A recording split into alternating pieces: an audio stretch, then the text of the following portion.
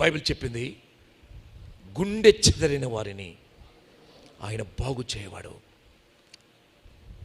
నువ్వు పైకి బాగానే ఉన్నావు, చక్కగా పాటలు పాడుతావు, చక్కగా వాక్యం చెప్తావు, చక్కగా వాక్యం వింటావు. మధ్యాహ్నం అన్నం దగ్గర కూడా నీళ్ళు మదన పడుతూ ఉన్నావు. ప్రభు ఈరోజు నిన్ను చూస్తున్నాడు, ఈరోజు నిన్ను విడిపించాలనుకుంటున్నాడు.